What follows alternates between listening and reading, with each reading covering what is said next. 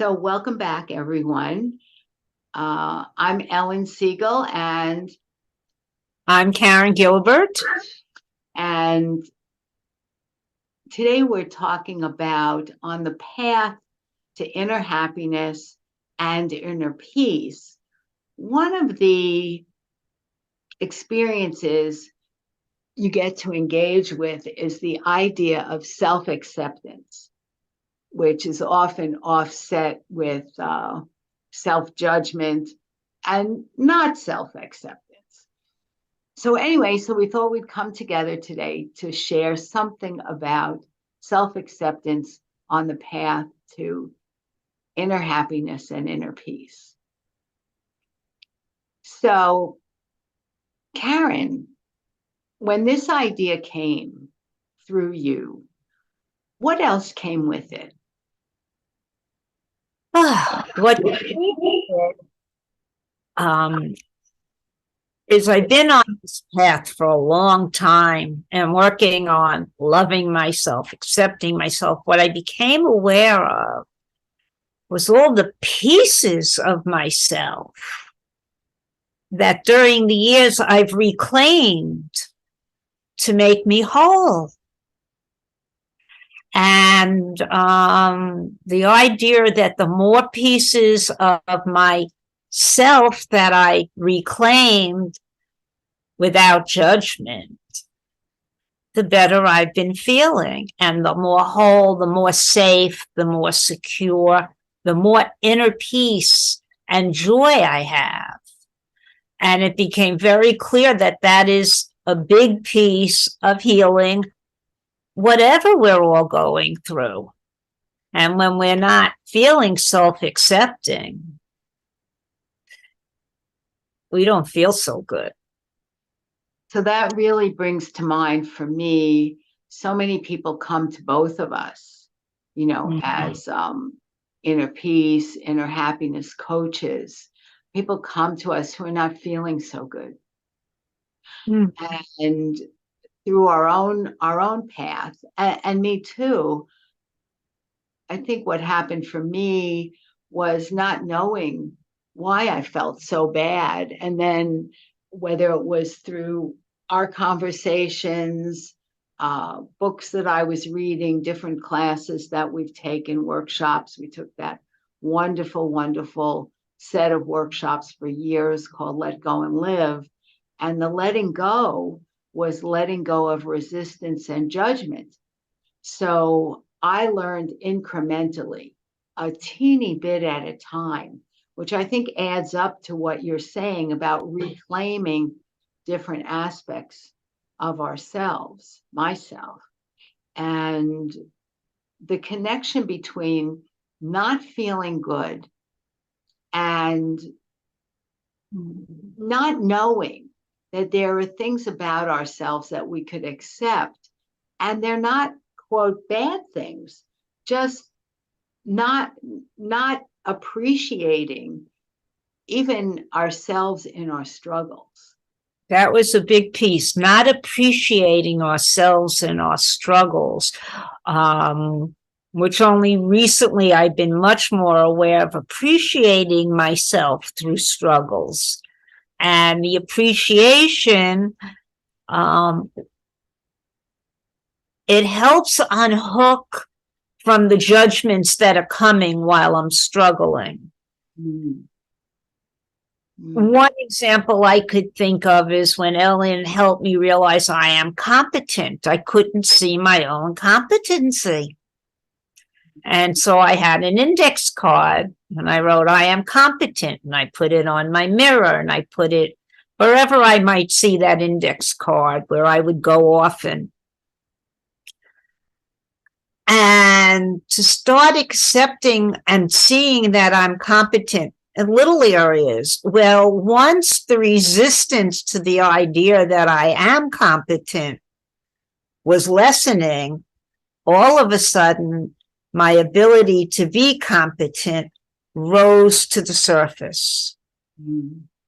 And the more I practiced that, the more competent I became, which of course made me more self-accepting. because I wasn't pushing myself away with a judgment. Mm. So what comes to mind is sort of a dynamic balance between, and you and I have talked about this, it's almost like it's more than two voices. It's like two energies within us that when we're able to let the air out of the judgment balloon so it deflates some, then that leaves space for the true self characteristics to be recognized. So, and is it okay if I just use your situations as an example? It's Okay. our situation. You were part of that. So please. The idea of competence. I've witnessed you, and we've talked so much about this because we witnessed for each other. I witnessed your competence some of the darkest times of your life where you felt the worst.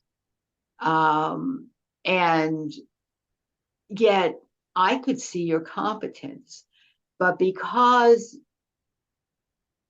and this happens to a lot of us, because part of getting to know ourselves in our lives is getting familiar with our feelings. And once we open the can of feelings, yes, it's not like a can of worms, but it's like a can of treasures. And you dive in, and you, me, we all feel our feelings very deeply, and we're really attached to them because initially they're like a lifeline, because we were squelched in our expression of feelings, or told don't cry, or if you happen to have been abused and told, you better not tell anybody this or I'm going to hurt them, or threatened in any way, then those feelings have been pressed down. So when we finally get permission, or give ourselves permission, or learn from a teacher, we can have permission to become familiar with our feelings, and then we become fluid in a language of feelings. That becomes our life. And we often don't realize till later that that's a step on the path to inner happiness and inner peace. And many of us need to navigate through that to get there. So we're familiar with all our feelings. And what we learned through June Graham and Jim Spencer is that feelings have two sides, good enough and not good enough, and that they travel together, but very often the not good enough really blinds us to the good enough. And there can be a time, well, we've been working on ourselves forever, meaning analyzing, sorting, looking for the beneficial, looking how to limit what's limiting us, and finding our way through that, then to come to the awareness with the help of a friend. Hey, you know what? Make a card out. I'm competent, because look at these 100 things that I've done that demonstrate my competence, so that voice of judgment becomes irrelevant. It still tries to get at us, and then we can talk it down, incorporate it in loving ways, and then recognize and accept the truth. The truth. And just accept. I just want to underline, recognize and accept. This is where self-acceptance comes in. Recognize and accept the truth. Sorry to interrupt. Oh. No, we're weaving together. We are. Thought that would come. So sometimes people have a challenge or a doubt about what's true. Is the voice of judgment the truth? I mean, we've believed that for many, many years, that we're not worth anything, we're doing something wrong, and a million other things. How does self-acceptance fit in there and in relation to truth?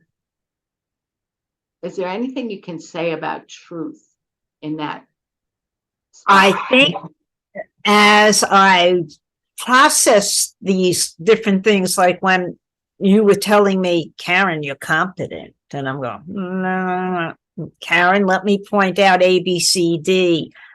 When the truth got pointed out to me, that judgment, it like shrunk, it like shriveled. I don't want to hear this. I ran away because I was saying, oh, wait a minute, what she's saying, I know is true. So truth, sometimes we can't hear it in ourselves, but when someone else mirrors back to us what they see, then I could let go of that and examine that truth, because I know Ellen's telling me the truth. Let me look at it. It's what she sees. And then it opens up that door. All we need is like, just open up a little bit. Just let go. The minute you like take this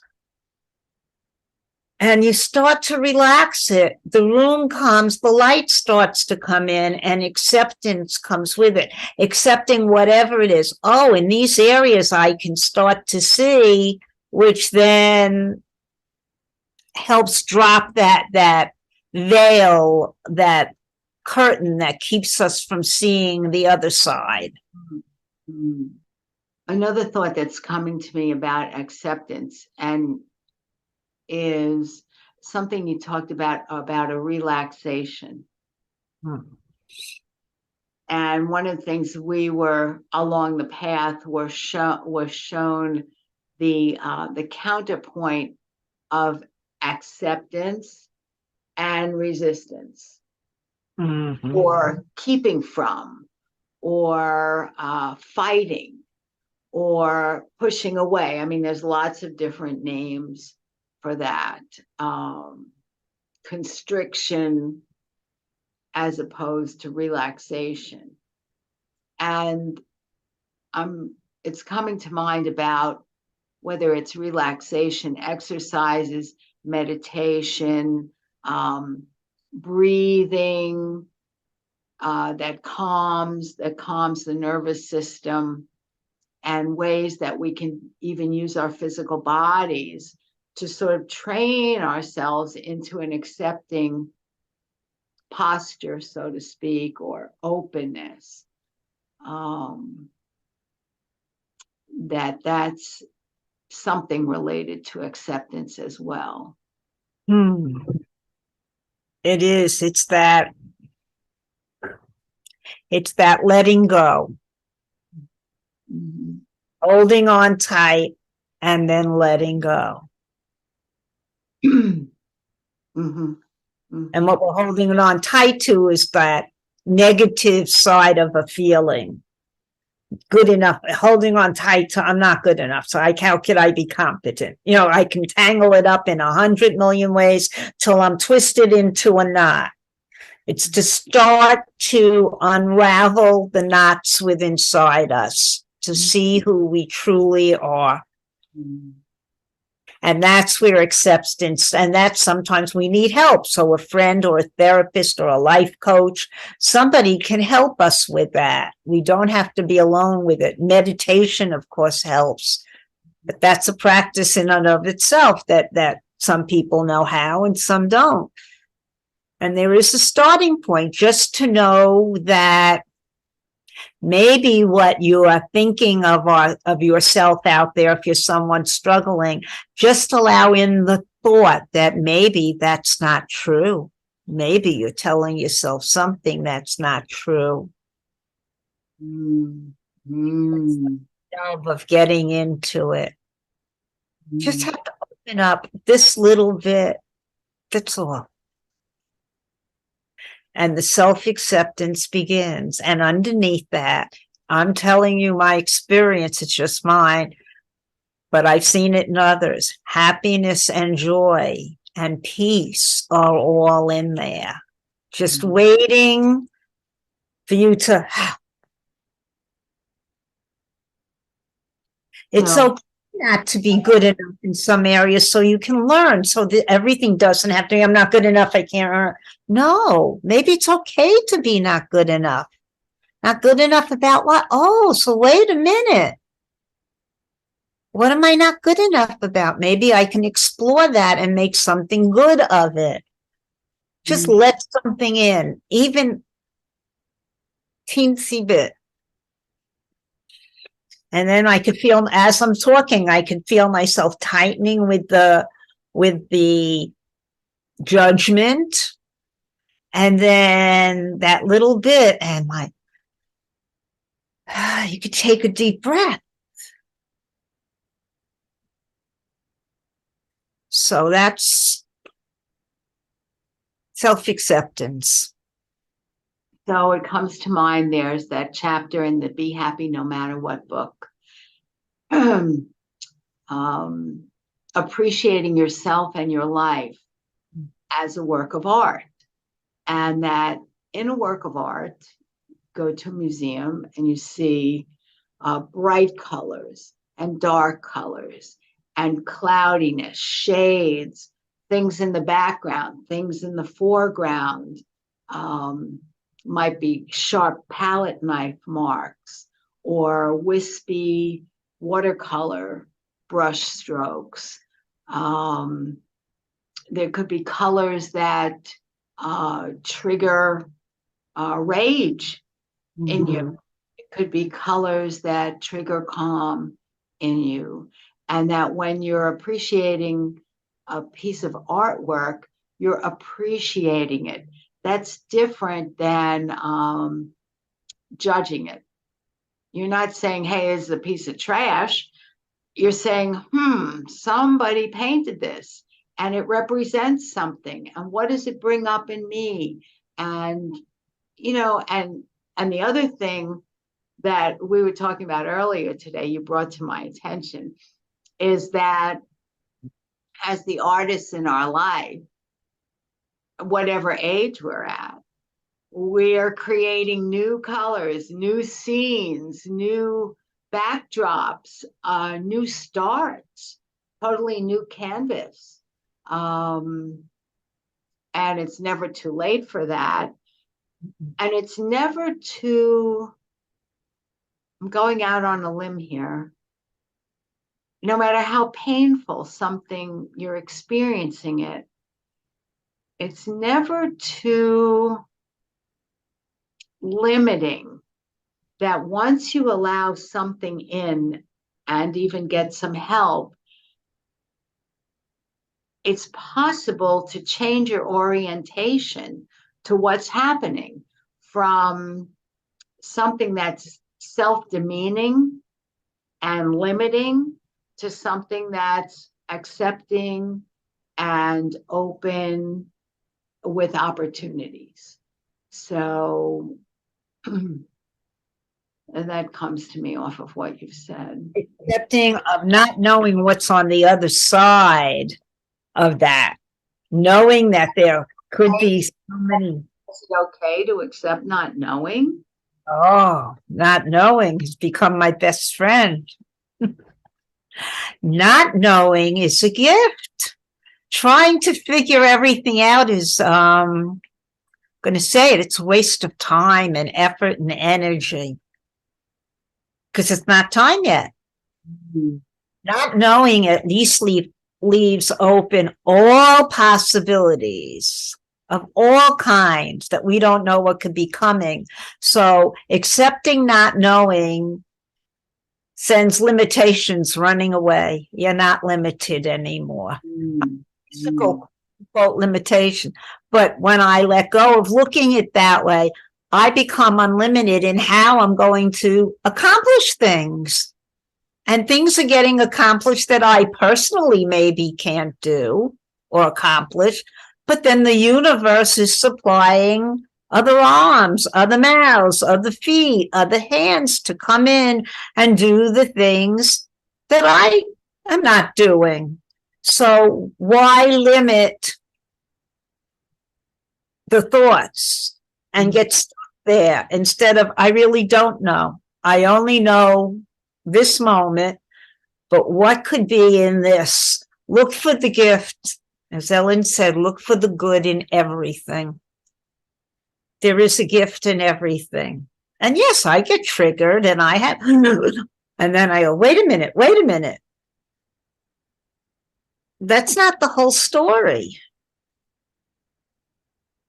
It's energy. What's beyond that? Don't get, it's like Karen, I tell myself, don't get stuck in this. Don't get stuck. Take a breath, let it out. What's true here and what's not true here? Mm. I remember learning a particular tool very early on, feeling stuck in some thoughts that I had that were really making me sick. Um, just saying to my wisest self in my mind at that time, just show me one other way to think of this. And just Mm-hmm. one other way, which is like what you're saying, because you can open up to one other way, then you're opening. And when I think about if you line 10 people up, put them in the same situation, you're going to have 10 different ways of handling things, uh, feelings, arrays of feelings, problem solving techniques, and ways of viewing. So you don't need to be stuck on the one way that you're viewing something or awful way that you're feeling. And the thought that comes, so when we become aware of that, then we can put it on the side and move on to the next thing in our life instead of that becoming the focus of the rest of the day or whatever and just tumble. Instead, you could say, wait a minute, that little opening came. Okay, let me wait to see what comes. Now I could move on. And that's acceptance. That's self-accepting. Accepting, yes, da da da, but we can open, and it doesn't take much. I think that's key. I think a lot of people think it takes a lot, or this is really hard work. And yeah, when you're fighting it, it could feel hard. But the truth is what you're saying, Karen. It's like it's the difference between from here to here. And there's a funny thing in the gym. A few years ago, my trainer had me like hanging with my two arms, and she'd say, okay, now pick up your legs. You can do it with your arms. I was so terrified. And she said, Ellen, you're only a foot off the floor. I was like, oh, that meant I could try it. I wasn't going to fall. I mean, what was I going to fall? A step. I wasn't going to fall onto the floor. So, and our minds, our human minds, do build a big case for protection. And that part of us may have protected us very well when we were children, because all kids have things that are scary. The only thing that the protection of that mind, that extra caution, that vigilance, that you can't do it, don't do this, don't do that, becomes habitual, and it really works against us as adults. No, yes. Very often those things that happen to us in childhood are not happening to us as adults. And then I always say, if you're in an actively abusive situation, no matter what, you have to get out. You have to get yourself out, and then work on your growth. Any way you can, just get yourself out, then do the work. Just get safe first if you're in an, I underline that. Absolutely. Hmm. The other thing about acceptance that's coming to mind is I think about for myself, it's like a broadening road. So as I accept what my true interests are, then it sort of clears the path for the reality of it to unfold. Um, so much of my life was, like this, even though I could conduct life pretty well, and on the outside it appeared fine, but on the inside, having this like Mm-hmm. stance uh, always had me sort of working against what my purpose or my true the true desires of my true self in terms of making contributions in our world and things like that. And yeah, I've made contributions, but sort of like, like trying not to slide down a hill. Mm-hmm. So it does impede our natural flow, our natural creativity, and whatever experiences associated with that. So when I'm looking at our grandson, who's 2.5, and he's exuberant. So I wonder, is exuberance a natural, like effervescing of energy that comes through human beings when they're not? When they haven't been stifled, when they haven't been shut down, when someone hasn't shushed them and be quiet, calm down, don't do that, everything so controlled, Which is really what we had. which is what we had, and it was thought to be good enough. But we're learning that a human being has energies that, and then we grow up. I wonder why my body hurts. I was crippled half the time in fear. So the truth is, we don't have to go on treating ourselves the way we were treated. That's right. Whether our parents were well intentioned, that was state of the art in those days. They thought they were doing the right, and that was the way to do it back then. And I know my mom said to me, she said, I didn't want to do to you what my mother did to me. And after learning what her history was, then I learned she really did make improvements. So here we are, and we're upgrading in the universe and learning more about the effects of Squelching. squelching what's coming through naturally. There's for that too. Right. And so who cares if you don't do it till you're older? If we're becoming aware now, that's okay. It's opening. So you could view yourself as in the process of freeing your natural flow of energy and creativity. Yes. We're blossoming. Petals keep opening. We're blossoming. We And will put somebody, put some, water on it, which is what our work is. We're watering ourselves, and then we can open and be fulfilled. That's beautiful. I love the way that you put that. Thank you.